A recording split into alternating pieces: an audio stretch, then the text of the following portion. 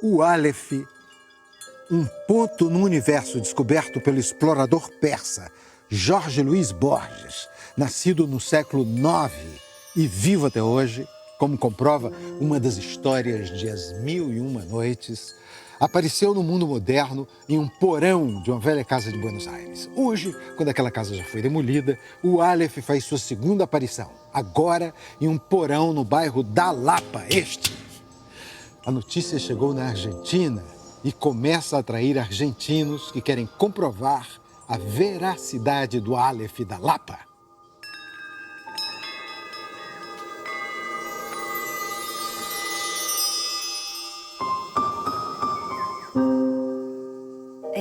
Veo un morro con muchas luces, muchas luces, y las luces no son casas, son libros de colores con luces brillando, libros abiertos en distintas páginas.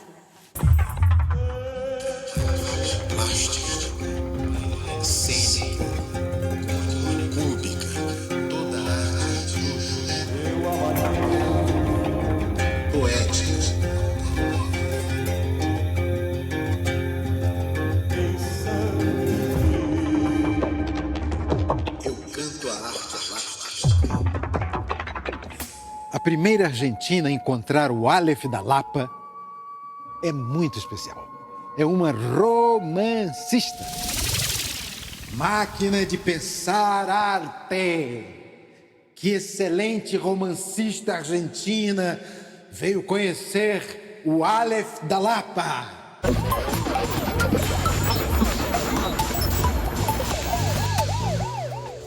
Juan José Saer, A Investigação. Não foi ele que veio.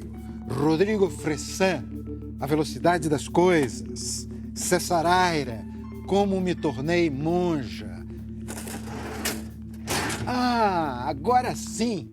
A Máquina responde com 3 romances de uma autora argentina traduzidos ao português. As Viúvas das Quintas-Feiras, Betty Boo e Tua. As Viúvas das Quintas-Feiras ganhou o prêmio Clarim de romance, foi saudado por Saramago e vendeu mais de 100 mil exemplares na Argentina. A autora desses romances, Cláudia Pinheiro, veio a Lapa. Los escritores, por supuesto, a los escritores les gustan mucho las palabras, por supuesto, por eso escriben. ¿Cómo te sientes de que de la pérdida, pongamos, de sonoridad con el título cuando se pone en portugués, que son Las Viudas de los Jueves, y en portugués son Las Viudas de la Quinta-feira? ¿Qué te suena? Mira, lo primero es que me resulta muy práctico porque cuando acá me dicen tal cosa es la segunda feira, yo empiezo a contar, quinta es jueves. Y entonces empiezo para atrás. Porque si no siempre me perdí, antes me perdía y no me acordaba cuál era la primera, la segunda, bueno, primera no, pero la segunda, tercera. Y ahora yo ya sé que la quinta es los jueves. Así que no me resultó mal. Está bien. Pero, No, pero suena muy distinto, ¿no? Suena Vos muy sabés distinto. que en inglés, cuando la tradujeron al inglés, le pusieron, en vez de ponerle The Thursday Widows, le pusieron The Thursday Night Widows. Como si estuviera Jean Travolta por ahí, ¿no? Sí, No sé, sí. necesitaron ponerle night en el medio, no sé por Sí, qué. sí. Esas cosas que suceden Sí, con los sí. idiomas. Uno, como escritor, cuando un traductor traduce tu obra y te hace preguntas, es una oportunidad para volver a reflexionar sobre el lenguaje, porque muchas veces te están preguntando por qué elegiste esa palabra y vos te la preguntás por primera vez, porque a veces es intuitivo que elegiste esa palabra. Pero cuando te lo pregunta otro y buscó la etimología de la palabra y se pregunta por qué usaste esa y no usaste otra, a vos te permite volver a reflexionar, ¿no? Porque son muchos los sinónimos, o sea, a veces, claro, tal palabra, el sinónimo es este. Pueden pero ser varias. Puede ser varias. Sí. Yo aprendí muchísimo con una traductora holandesa que era muy obsesiva y me mandaba muchas preguntas, ¿no? Y las preguntas que me mandaba después me preocupaban no por ella, sino porque decía, ¿por qué no me lo preguntó el que tradujo al italiano o al inglés o al francés esto, ¿no? Y hay anécdotas desde palabras ¿no? Exactamente qué quiere decir tal palabra que no se encuentra en el diccionario porque es un modismo muy argentino, hasta cosas graciosas como por ejemplo en Las viudas de los jueves, en un momento uno de los personajes dice, esta deuda no la va a cobrar ni el día del arquero, porque nosotros usamos ese dicho, ni el día del arquero, porque el día del arquero no existe, entonces no lo vas a cobrar nunca, hay que buscar un equivalente a un día que no existe. Pero esta mujer no sabía, por supuesto, ese dicho, y entonces me dice, mira, yo antes de escribirte lo pregunté mucho, le pregunté a todos los hombres que trabajan en esta editorial y todos me dicen que en la Eurocopa los arqueros cobran mucho dinero y pueden pagar sus deudas. Entonces no entiendo qué pasa con esto. ¿Hay alguna relación de escritores, de argentinos que estuvieron en algún momento en Brasil? Y me llama mucha atención de Roberto Alt, que acá escribió Unas aguas fuertes cariocas. Ah, ¿Saben sí, esto? sí. Sí, hay mucha comunicación por escritores que han vivido acá, ¿no? También Manuel Puig, por ejemplo, que para Ahí nosotros está. es tan importante. Tiene muy buen teatro Manuel Puig. ¿Vos leíste teatro de él? Escribió una obra en portugués que se llamaba Gardel, una lembranza. Mm, No recuerdo, ¿no? sí. Y yo lo dirigí. Y entonces me decía Puig que mandara a cada día algunos actores a su casa para que vieran las películas de Gardel. Y entonces siempre había ese encuentro en la casa de Puig Qué lindo. para ver Gardel. Vos sabés que en Las viudas de los jueves, los dos epígrafes que elegí, Uno los de dos Puig. son, uno es de Puig y el otro de Tennessee Williams. Los dos son de teatro, qué cosa, ¿no? Que ahora estoy pensando que hablo con vos, que te gusta tanto el teatro, que los dos epígrafes son de Son teatro. de Y uno es de Manuel Puig, de una obra de teatro que se llama Bajo un manto de estrellas. Pero también sos dramaturga, Mm, ¿no?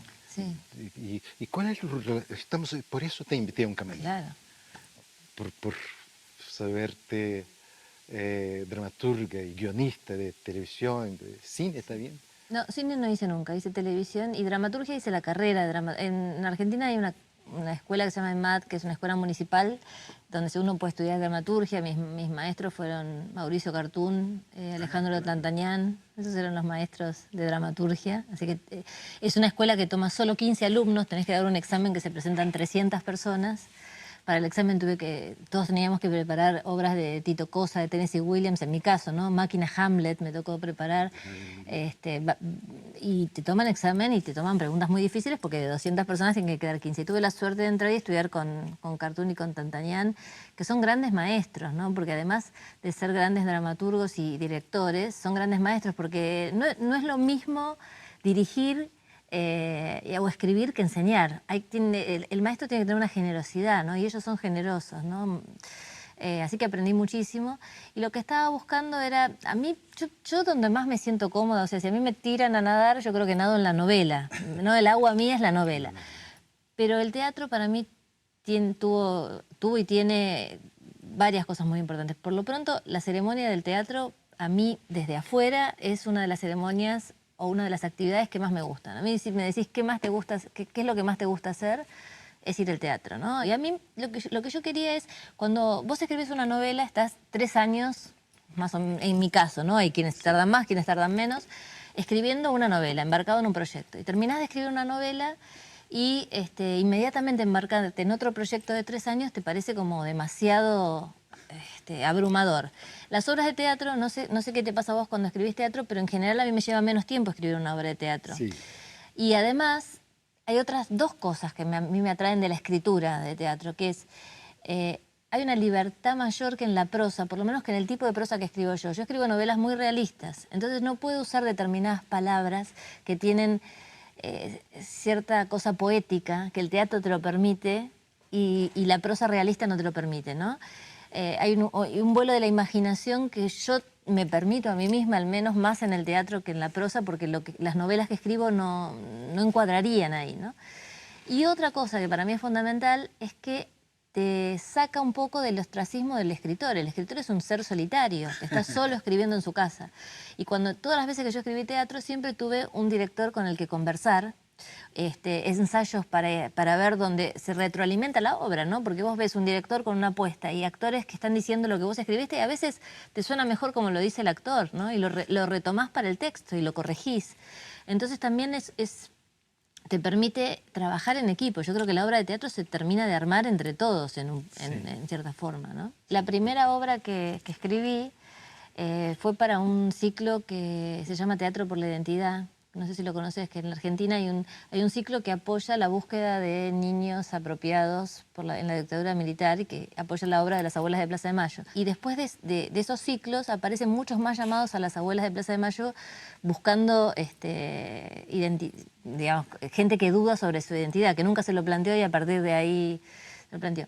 Y esta obra que yo escribí es una obra que tiene humor, y tiene humor porque ese año las abuelas de Plaza de Mayo pidieron que hubiera obras que no trataran específicamente de la apropiación de niños durante la dictadura. Y a mí me pareció muy sabio, ¿no?, lo que plantearon. Ellas dijeron, si nosotros no instalamos la necesidad de la identidad para cualquier persona, ¿no?, como valor, el valor de la identidad, hay gente que no se va a sentir... no se va a sentir interrogada por esto, no se va a sentir que es para ellos. Van a pensar, no, bueno, esto es de gente que le desapareció un hijo durante la dictadura, que se apropiaron menores, etc. Entonces pidieron que hubiera obras de otro tipo. Eso me permitió que mi obra tuviera humor, porque es muy difícil en un tema así introducir el humor, ¿no?, en el tema. Sí, sí. Y ahí lo que a mí me parecía interesante es el planteo que hace Pirandello sobre el humorismo, ¿no?, que él dice, bueno, el chiste es esa cosa que uno dice, el otro se ríe y nos olvidamos inmediatamente de lo que nos estamos riendo. En cambio, el humorismo tiene el poder de que alguien se ríe sobre una situación, pero luego está reflexionando y dice, ¿cómo me puedo reír de esta barbaridad, ¿no? ¿Cómo me puedo estar riendo de esto? Y a veces el humor te permite entrar a lugares donde no puedes entrar de otra manera, ¿no? Claro. Y eso que dijiste me hizo acordar un autor brasileño que escribió una obra de teatro sobre desaparecidos, pero que era sobre los desaparecidos de todos. Digo, los amigos de infancia que desaparecieron, pongamos, una novia que fue un amor tan fuerte y que después desapareció, ¿no? Y él hablaba de los desaparecidos general. Un poco mostraba que era sentir los desaparecidos, pero por ampliar, por generalizar la cuestión. Vos sabés que para nosotros como escritores, una cuestión de lenguaje, ya que este es un programa raro, podemos hablar del lenguaje, ¿no? Y vos sabés que como escritores, en mi generación, nosotros se nos hizo muy difícil usar la palabra desaparecer. Bueno, muchas veces usa la palabra así, desapareció, tal cosa desapareció, el cuaderno desapareció. Nosotros cada vez que escribíamos y teníamos que poner la palabra desaparecer o desaparecido, te lo cuestionabas y buscabas otra palabra, porque esa palabra tenía otra connotación.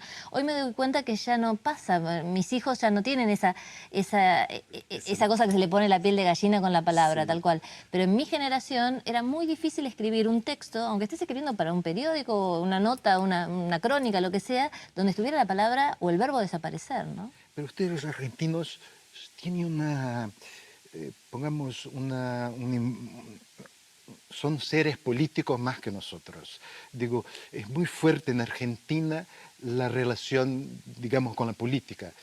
Por ejemplo, el teatro, antes, en la época, existió ese otro movimiento tan fuerte como fue Teatro Abierto. Abierto, claro. Y no solamente en ese... Vos sabés que en el 2001, cuando fue la crisis económica muy grande que tuvo la Argentina, había salido un informe sobre cosas de cultura y era una de las épocas en que más obras de teatro había en cartel en Buenos Aires. Y muchas estaban dadas en el living de la casa de un director muy bueno o de una actriz muy buena que abrían su casa y hacían una obra de teatro. O sea, nosotros en épocas de crisis nos refugiamos mucho en el teatro y en otros lugares de la cultura también, pero muchísimo en el teatro. Temos que interromper o programa. Os marcianos invadem a Terra. Orson Welles mandou os marcianos embora. Volta o programa. Existen muchas cosas de rivalidad, pero lo siento tan cerca al espíritu argentino y el espíritu brasileño. Bueno, yo vengo de todo un día en Brasil con escritores amigos, con gente de la Cancillería y lo único que compramos fueron discos de música, CDs de música brasileña, ¿no? Y la verdad que para nosotros la música brasileña es muy importante. O sea, nosotros seguimos muchísimo la música brasileña.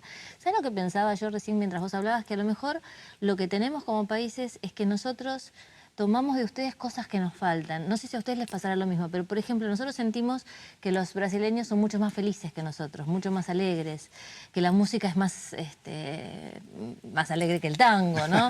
Y entonces nos gusta venir acá y nos gusta sentirnos bien y hay un montón de cosas que nos complementan una falta. Parece psicoanalítico lo que te digo, ¿no? Pero que nos complementan una falta y quizás a ustedes les pase algo parecido, no sé, pero yo siento que somos dos países muy afines, a pesar de que nos separa el lenguaje, que es muy parecido, pero digamos, hay otros países en Latinoamérica donde no nos separa el lenguaje. Yo me acuerdo que cuando fui la primera vez a Buenos Aires, fui para esa época para dirigir un espectáculo. Después a Montevideo, que me volví, me hice montevideano. Es una ciudad preciosa. Preciosa, me encanta. Y de ahí conocí a América, mucho más que de aquí. El continente está como interrelacionado. Sí. Y nosotros estamos alejados de eso. Sí, a nosotros en la literatura teníamos un problema que ahora se está de alguna manera un poco mejorando, que es que nos costaba mucho conocer autores incluso de países donde también la lengua es el español, porque las grandes editoriales, de alguna manera, por ejemplo, Argentina, no llega un libro de un uruguayo si esa editorial que está en España no avala que pase, ¿no? Entonces parecía mentira, ¿no? Que había que cruzar el charco con el libro nada más, pero el libro de determinados uruguayos no llegaba. Últimamente hay muchas editoriales independientes, el hecho de que también hay mucho libro electrónico que uno puede comprar con más facilidad, permitió este trasvasamiento entre la literatura del español americano, ¿no? Vos fíjate que la lengua española es una de las que más creció, es la segunda lengua, creo, del mundo y demás, y eso no se debe al español de España, sino a todos los latinoamericanos que están en distintas partes del mundo llevando el idioma, ¿no? Claro. Con Brasil tenemos el problema de la traducción. Hay editoriales en Argentina que hacen bastante esfuerzo y que tienen series de libros de autores brasileños, pero siempre está el tema de la traducción en el medio, ¿no? La literatura argentina es muy especial. Yo, por ejemplo, cuando me enamoré de Borges, después empecé a buscar los amigos de Borges, y ahí fui a Bioy Casares, el amigo del padre de Borges, Macedonio Fernández, y bueno, y después fui a buscar los autores de una generación, creo, anterior a la tuya. Sí. Ustedes tienen una literatura, una novela, como ahora tiene un cine, que también es guionista, ¿no? De televisión, pero tiene un cine que nos encanta por los guiones, que son muy lindos. Sí, hay mucha tradición de escritores, de directores de cine. Nosotros tenemos también un sistema de apoyo al cine nacional que hace que también conozcas muchas obras argentinas, porque una parte del precio de la entrada del cine va directamente a un fondo que luego con eso se subsidia en películas. Y autores argentinos jóvenes hay muchísimos, muy talentosos. Yo creo que la generación, como vos decís, un poco más grande que yo, tuvo ese peso de no parecerse a Borges porque es imposible, ¿no? De pelearse con el padre, de cortar eso. Las generaciones que más chicas que yo ya no tienen ese problema. O sea, lo pueden admirar, lo pueden leer, pero ya escriben liberados de ese peso de yo no voy a ser como Borges, ¿no? Porque no está dentro de su de la vara que se ponen, se pondrán otras varas, pero no esa, ¿no? Parece que hay alguna generación que tuvo mucho el peso de yo no voy a ser Borges, ¿no? Y entonces eso hoy da literaturas muy diferentes. Tenemos autores muy buenos de 30 años que ganan premios en el mundo, que circulan por distintos lugares y que incluso nosotros tenemos una gran tradición del cuento, que no es fácil a veces que te traduzcan o que te publiquen, porque se supone que se vende menos un libro de cuentos. Sin embargo, tenemos una autora como Samantha Schweblin, que gana premios en todos lados con sus cuentos y que la traducen a otros idiomas. Y me gusta mucho que pase esto, ¿no? Que alguien joven apueste a los cuentos, aunque sepa que eso no va a ser necesariamente lo que más fácilmente le van a publicar, y que con eso triunfe, ¿no? Porque es apostar a cómo yo quiero contar algo, ¿no? En la Argentina me parece que también por eso escribimos novelas mucho más cortas que en otros países. No sé si vos te diste cuenta, ¿no? Que, qué sé yo, los españoles en general escriben novelas. Nosotros escribimos unos cuentos largos que terminan siendo novelas, ¿no?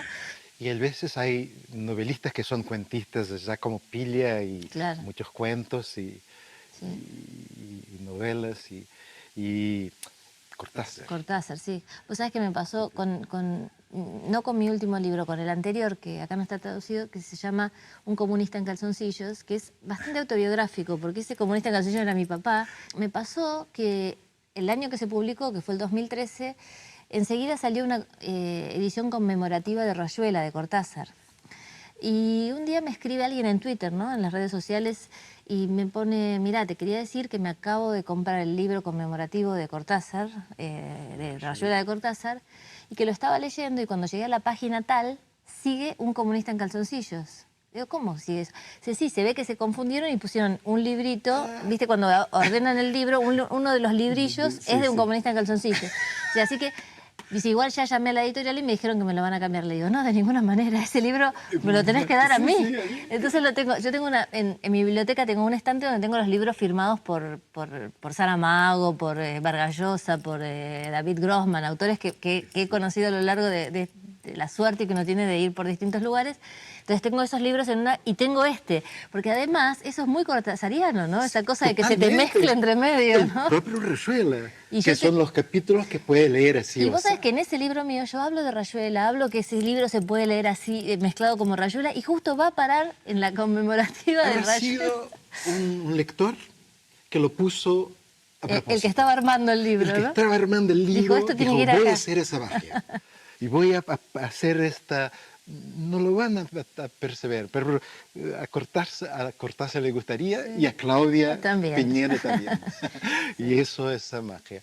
Claudia, ¿por qué elegiste ser novelista más que cuentista? Una vez hablando con Ana María Yuga, que es una escritora argentina que tiene novelas, pero que yo creo que es básicamente cuentista y además es muy destacada en el cuento muy breve. Ella, una vez fuimos a tomar un café después de un programa así como este y me dice, vos sabés que yo creo que los escritores venimos con la cabeza formateada o para la novela o para el cuento.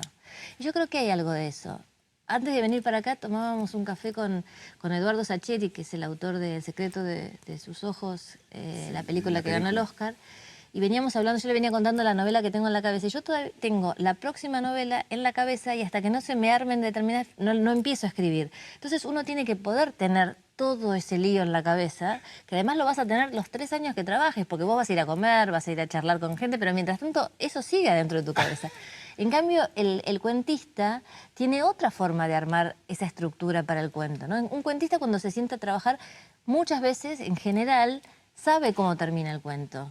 Tiene la estructura mejor armada del cuento, sabe dónde empieza y dónde va a terminar. Un novelista es difícil que sepa cómo termina esa novela, y si lo sabe, por lo menos en mi caso, todas las veces que yo pensé que sabía cómo terminaba una novela, en el devenir de la escritura tomé otros atajos y ya ese final no me servía. Entonces me parece que hay como una predisposición natural hacia la novela o hacia el cuento, ¿no? Independientemente de que yo tengo cuentos escritos también y hay un montón de cuentistas que tienen novelas, pero hay un lugar donde te sentís más cómodo, ¿no? Y ese lugar para ti es la Para mí es la novela. ¿Sabes también por qué? A mí me gusta muchísimo hacer la curva dramática del personaje, como en el teatro, ¿no? Que el personaje tenga una curva dramática. David Lodge, que es un autor inglés, dice que la novela es el desarrollo de la conciencia del personaje, que uno escribe una novela para entender quién es ese personaje. Y hay un maestro de guionistas que se llama McKee. Este hombre hace clínicas de guión y da cursos por el mundo y es muy destacado. Y tiene un libro que se llama El guión, que es como la Biblia para los guionistas. Y él dice que la trama, cuando uno escribe una novela, en ese caso él está hablando de los guiones, la trama es una excusa para entender quiénes son esos personajes, que uno los hace hacer cosas con la trama para entender quiénes son, porque ¿Cómo no importa, reaccionan? exacto, qué decisiones toman ante una situación límite, porque no importa si es alto, bajo, rubio o morocho. Por ejemplo, en la decisión de Sophie, cuando ella tiene que decidir en ese tren qué hijo deja y qué hijo se lleva, eso te pone frente a una situación límite y vos en esa decisión de ella entendés a ese personaje y no importa cómo iba vestida o qué pelo tenía.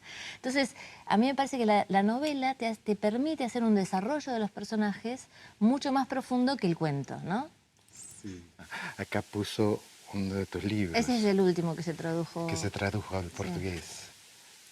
Tú, ¿cuántos libros tienes editados en portugués? 3. Tres. Las viudas das Quintas-Feiras, Tua y Betty Boo. Y estos son unos versos de Cardenal, el poeta de Sí. Nicaragua. Y los traje por... Me pregunté si serían para ti.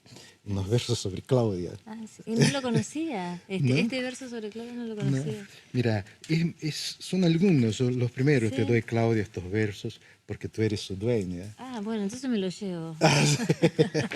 ¿Sos vos, esa Claudia? Capaz. Capaz. No, Muchas gracias. y te decía el tema de la novela de Juan José Saer, Sí. la pesquisa que me hizo la misma impresión de cuando te leí, de que tenía una trama policial, pero Claro, igual él era mucho más que eso. Cuando a mí me preguntan qué novela policial recomendar, muchas veces recomiendo La Pesquisa porque justamente es una novela que trabaja el lenguaje de una manera extraordinaria y además que corre los límites de la novela policial. Uno dice, es una novela policial, pero es mucho más que una novela policial, ¿no? Sí. Es un gran Muy buena autor, lectura, un gran autor argentino, Sí, Juan José sí, Saer. soy admirador. Como de Pilla y de César Aira.